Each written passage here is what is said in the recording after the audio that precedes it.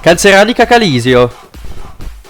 I gialloverdi in crisi nera sono chiamati a risollevarsi questa domenica contro il Calisio già retrocesso. Per il Calzeranica c'è ancora la possibilità di andare ai playoff, ma bisogna tornare a fare punti dopo 3 giornate a secco.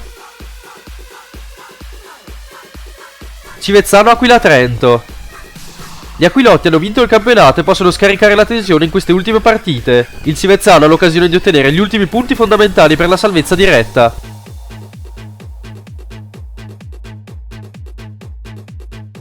Dolomitica Fiemme Casse Rurali.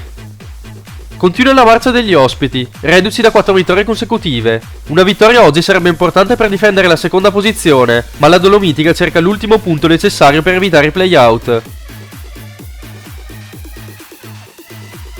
Fassa alla Rovere.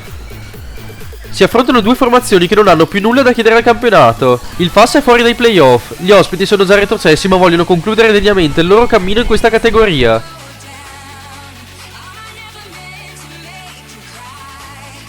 Gardolo Vattaro. Ai gialloblu servono per forza 2 vittorie per sperare ancora nei playoff, mentre il Vattaro ha un solo punto di margine sui playout e non deve mollare proprio ora. Sarà certamente una partita combattuta. Tel Velona Lases.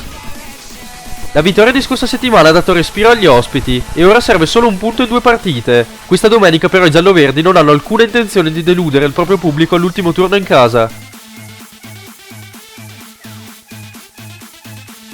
Verla Mattarello. I rossoverdi hanno ancora 2 partite per evitare i playout, per questo serve fare punti in fretta. A Verla questa domenica arrivano i rossoneri, che in queste giornate stanno mettendo il bastone tra le ruote a diverse squadre.